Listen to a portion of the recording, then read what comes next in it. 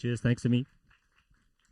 So I'm going to disappoint you slightly, and if you were here this morning, in that we haven't got all the answers to that grandiose problem laid out to us this morning in beautiful ways.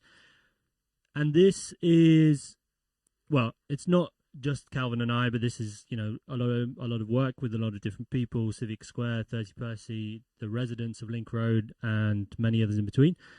And this is a bit of an open invitation to some of the questions we've got to so far and the challenges we are. But this is a proposition, I guess, or a description of how do we create the right to retrofit, the right to a transition for streets and for neighbours to be able to do this amongst themselves, and what are the systems that can support that. And so these treat it as a provocation, as an invitation to answer some of these questions. So how could we create that?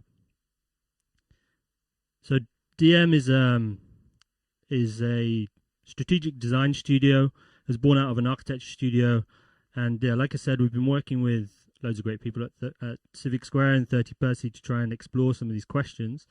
Dark Matter Labs is made up of lots of different people from lots of different countries across a range of different disciplines, and just the recognition that these problems are incredibly complicated and need a lot of different minds from a lot of different perspectives to look at them at the same time.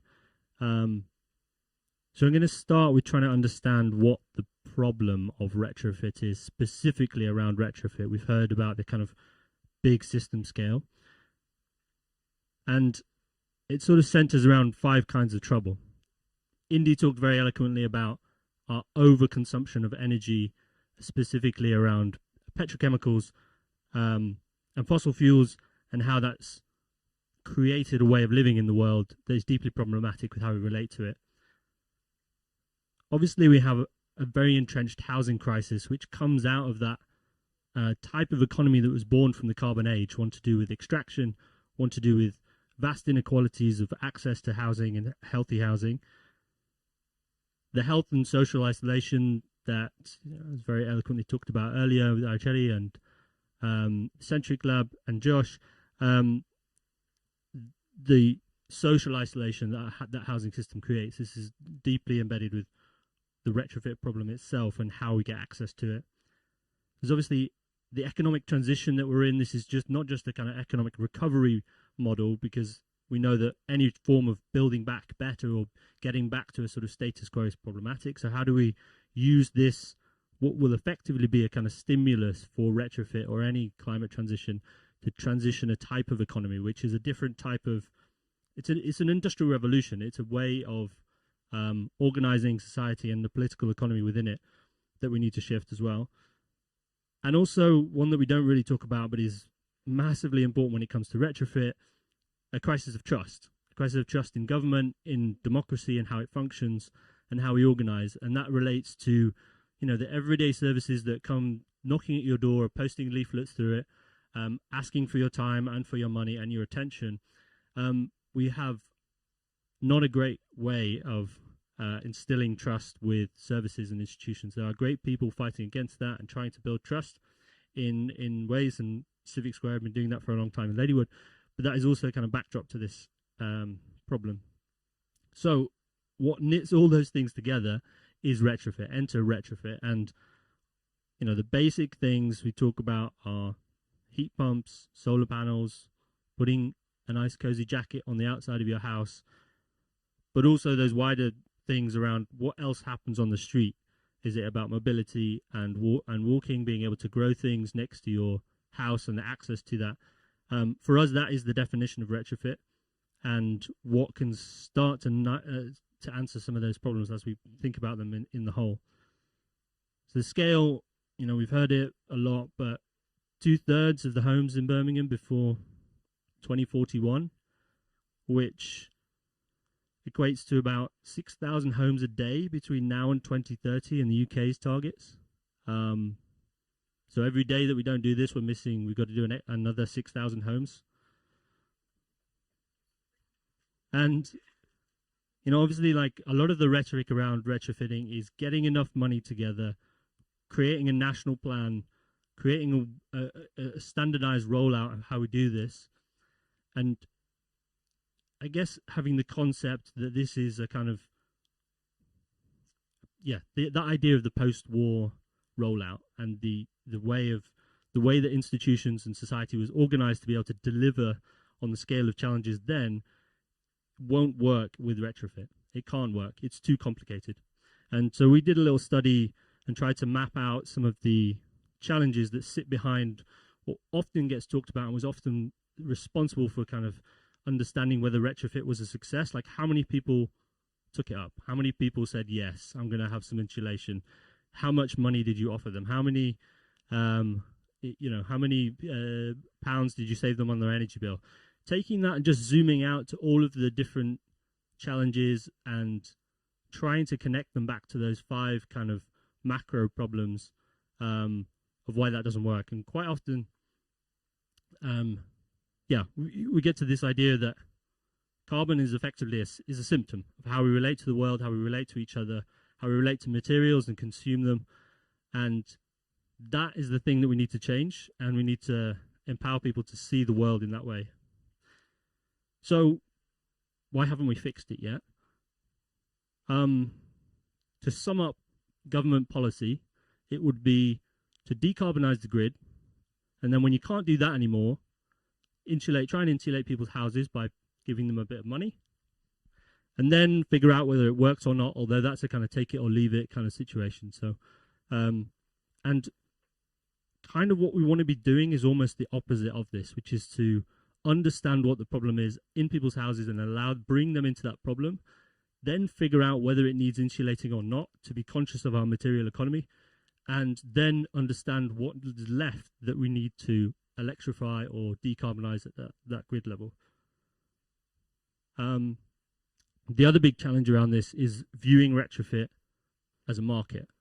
And this happens in 2 ways. We look at it through the public sector, which is much more kind of, I suppose, developed than the private sector, which is to look at social housing, council housing, look at where typologies that have been rolled out with council housing typologies that are similar types of houses, how can that be funded, and how can schemes work with maintenance projects and maintenance teams that look after those houses to be able to retrofit effectively in those houses.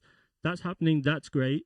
There are some processes that are challenging. I mean, bringing people along to that story, giving people an option about how and when that happens could all improve. But the real problem lies in the private sector and private sector housing, private housing. This centers around what's called the able to pay market and is incentivized generally through grant funding and one-off kind of pilot schemes. Now, there is some amazing work that happens in this space, the able to pay market, when it's designed and thought about in a holistic way. But quite often what happens, and this is, sorry, I live in Wales, which is why you see the dragon on the top, but you get one of these. This is people's probably predominant interaction with retrofit, as in they get a leaflet through the door and they take it quickly from their doormat and put it in the bin. And that's the end of the hair of retrofit. It may seem pretty simple, but this for me sums up everything that is kind of wrong with the current retrofit market, in the sense that it's designed purely around funding, tighten the restrictions around who can get access to that funding, so your income level, your housing type, whether you live in a certain area, and then stimulate or encourage companies to sign up to be able to deliver some of this work, so whatever it is. And that creates, the knock-on effects of that are companies that come in and out of business, that have very poor employment conditions. They usually fold within a year or so because the funding schemes are not long-term. And we get, headlines like the Green Homes grants have failed, no one took them up, and those that did couldn't get any contractors. And that is a kind of similar cycle that's happened again and again in the retrofit space, which is the equivalent of kind of taking a problem like the complicated kind of interconnected world of the forest and kind of viewing it through this kind of monocrop lens of every solution, every house has the same solution, every person is the same, and we're just going to kind of roll out this plan. And so I keep coming back to this, which is it's from a Carbon Co-op, which you'll hear from tomorrow, report back in 2019, that traditional approaches see retrofit as a standard product or service, but it's best viewed as a value network, which means that it has to bring into account the intangible benefits that we get and it creates in doing the actual retrofit work. And this, for me, it changes your perspective of how you understand how that work is done and why it's done. And so invites us to have a different way of doing these things. So a lot of these ideas and a lot of this thinking is kind of built on people that are working in and around this space and have been doing for decades, really. Like Carbon Co-op, like Retrofit Works, like Local Homes, who Chris is here today, and many others. So yeah, how do we design for this idea of retrofit as a full system? And the proposition is really, how do we understand retrofit as a civic sector? And how do we create and model and test some of the infrastructure that might support that? And that leads us to the project that we've been doing in Link Road. And so that takes the idea of, well, what if we took that money that's been given to each house or some houses and individuals and applied it to a street and did it at a collective level? What if those weren't viewed as customers, but were viewed as part of the problem, part of the challenge, part of the solution, and would be able to be coordinated together, form collective groups, and be able to make decisions on themselves? And how do we design the finance so that it's not a rentier extractive model of paying for this change to happen? And how do we design it in a way that is fundamentally regenerative for those that live there or in the surrounding areas? And so there's kind of three rules that we look at when we're talking about this: that carbon equals energy. In terms of how do we look at the strategy of being able to reduce energy in the home, that performance is really based on the people, so you have to bring them with you and educate them and bring them into that challenge. And that data is a form of empowerment, and monitoring and understanding your house, your street, whether there's more bees on the street or the air quality is improved, is a form of empowerment, just as we heard before this morning.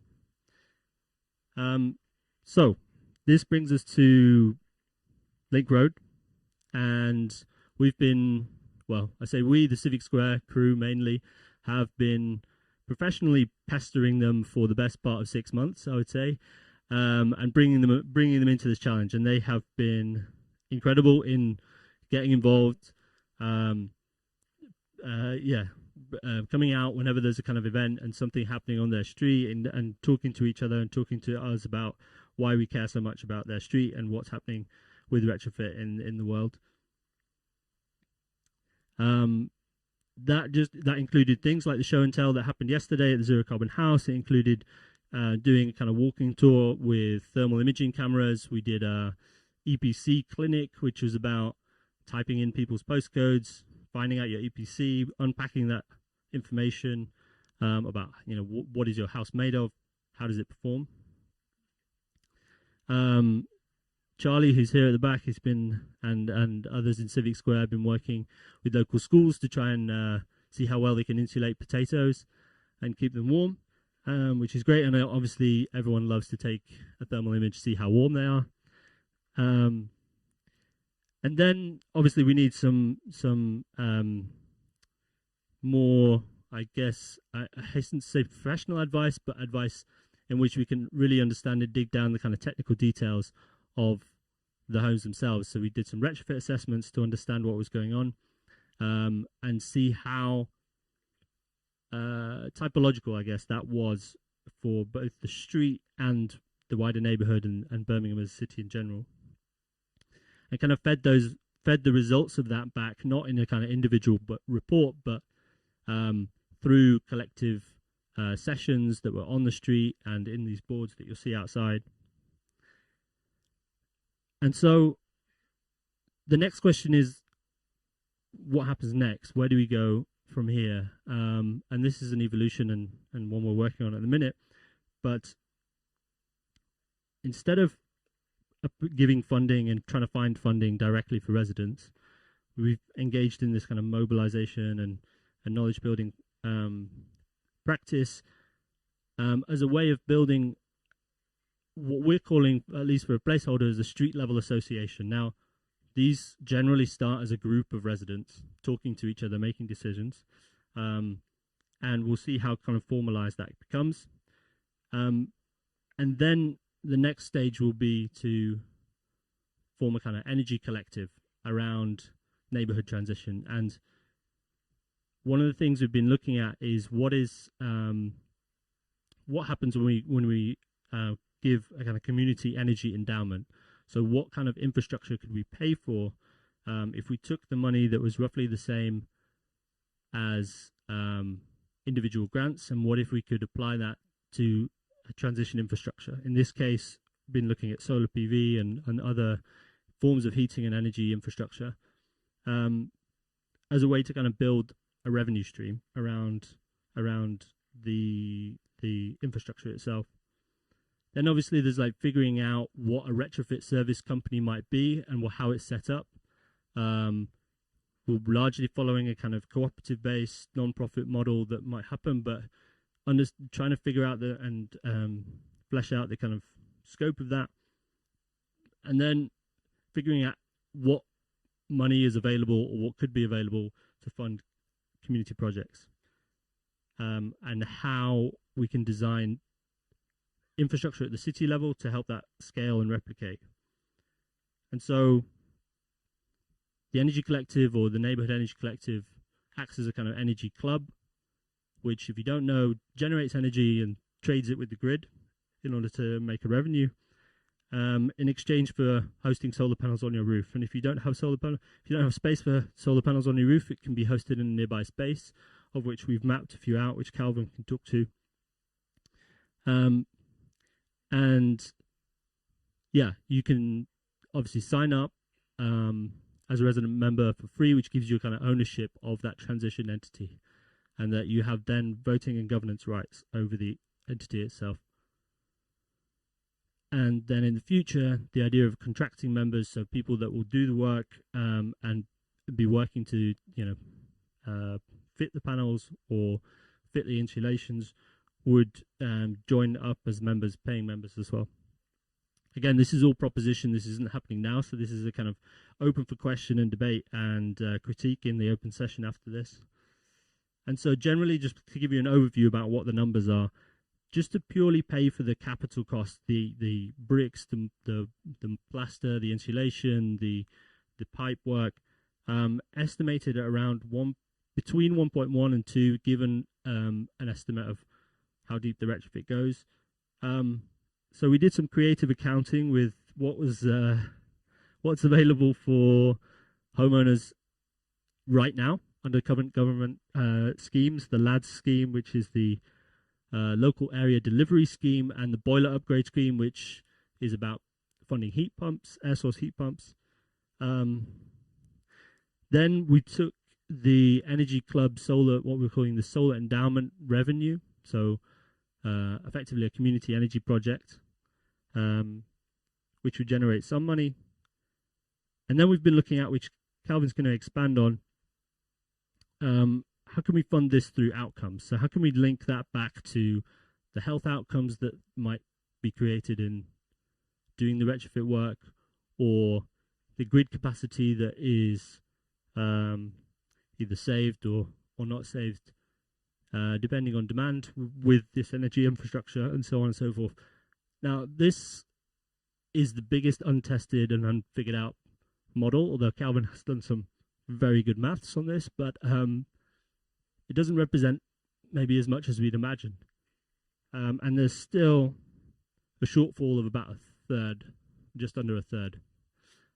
So I guess what was interesting to us when we learned about this was, first, like, we need to do some more work, and secondly, like, this still doesn't fundamentally work out. So even at a street level, and even taking into account everything we know and everything we've learned, and Calvin's going to kind of expand on that, there's still a shortfall, which is, I'm just going to leave that as an open question because it's something we're still working on. Maybe Rishi Sunak. So, I mean, obviously, there's one way of doing this, which is to say to homeowners, like, would you be willing to pay for this? And that would probably equate over a kind of 25-year standard kind of finance arrangement of about £30 a month, plus, give or take a little bit, depending on where you got the money from, which is a lot of money to add on to current expenditure, especially at this time. And it's not the end of the problem, because there is also what we call a shadow cost of setting this stuff up. So establishing the service itself, funding training schemes, understanding how we can mobilize more people and get people to sign up. What is the digital infrastructure that allows us to scale this up for and replicate this work? I mean, there's a lot that just sits around that. That actual figure is just talking about the actual hard things that might go in and around the house itself. So I'm going to pass on to Calvin, who's going to try and unpack some of that outcomes funding and the money and the kind of wider modeling done behind the work. Thank you, Jack, for leaving me the most hard part of the presentation. Yeah, so as Jack was saying, I think we're not here to provide the definitive answers, but to share some of the work and thinking kind of so far. And we know that, oh, I'm missing a slide here. Anyway, we know that trust is a huge issue, and a neighborhood organization that helps communities build the capability to make sense, make decisions about what kind of climate transition projects they want to see in their neighborhood, how they implement it and fund it, is a critical part, but it's also not the only part. It needs to, for example, so as part of our working hypothesis, which we call like transitioning together, there also needs to be other parts of this kind of system approach. And one of those parts is kind of how do they access financing. So we know that there's a lot of patient, well-intentioned capital out there, capital that's invested based on their local communities that want to put channel into this work. We need to find some ways for that to kind of interface with neighborhood organizations. And you'll probably be hearing more about that through the finance panel later this afternoon. But there's also the kind of question of outcomes, which Jack mentioned. So I think everyone in the room probably will agree that retrofit is intrinsically a good thing. We know that it's a valuable thing and necessary thing for it to be doing. But under our current ways of accounting for it and valuing it, we're not. The fact that we are seeing a shortfall means that we're probably not fully accounting for all the value that it's generating. And, retrofit does not only just benefit the local community in terms of, having a warmer, more comfortable home that costs you less in terms of energy bills, but also it kind of helps reduce liabilities. A lot of like public agencies and other bodies who are responsible for when things go wrong. For example, like the local NHS clinical commissioning group might be paying for people's respiratory illness and kind of cardiovascular disease that comes from bad housing, to kind of local education department, which has to, bear the brunt of like lower educational outcomes due to like an uncomfortable home learning environment. So part of the outcomes contracting work is about saying, can we articulate that logic so that they can invest in better housing through retrofit as a way of reducing their costs and liabilities further down the line. But the way we've been trying to test this hypothesis is through trying to make use of all the kind of publicly available open access data that is available, and trying to use some modeling work to kind of test and continue to test, as I emphasize, our hypothesis is still a working one, whether or not this is the right approach.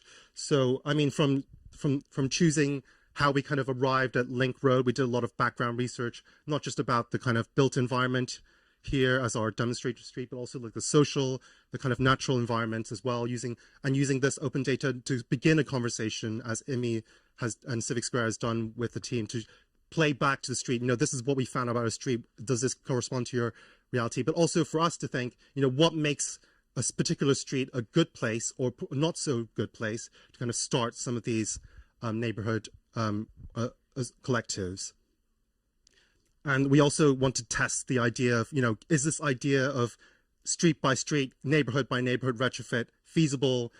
How many you know, and using kind of data such as, you know, EPC data and kind of the way the street network is connected to work out what are the qualities of the street that kind of perhaps foster community engagement, and trying to work out, you know, how many other streets and communities and neighborhoods could this apply to in Birmingham. And the answer is a lot, but we probably need to do more work in refining some of the what are the other characteristics that we need to look for.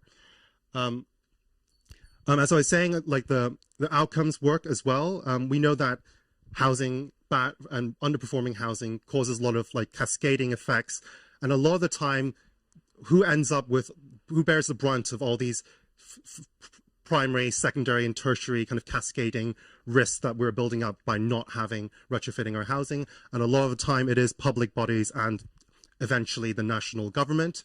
And, you know, the outcomes work is about trying to link up and give them an infrastructure that they can invest in the preventative measures upfront and tackle the problem from its roots. So, you know, we've been trying to like start to, you know, in order to begin this conversation with the liability holders and stakeholders, we need to start kind of working out what are actually the quantifiable benefits that we can demonstrate of retrofit. How much are those benefits actually worth in terms of your public spending and savings potentially that could come from that, or kind of reduce liabilities further down the line? And also, what are the kind of costs of those projects that we need to do? And so we've begun to build like interactive models just for us for kind of testing our hypothesis, but also potentially to evolve into interactive tools. So when communities come to making their own decisions about what climate transitions they want to see, they can begin to see what are the trade-offs, what are the cost benefits, and what kind of outcomes they want to prioritize and value in their own neighborhood climate transition. And we've begun to incorporate some of those learnings in our Neighborhood Transitions the Game, which you'll get to play tomorrow in a session hosted by Kavita, Tom, and myself. So I hope you will join us for that. But I think when we were kind of empowering communities to be at the center of making decisions over how they transition their built environment and neighborhoods, I think articulating some of those, you know, decisions and supporting them and kind of understanding the costs and benefits and the trade-offs is a really critical part. And is this back to you? I'm going to hand over back to Jack.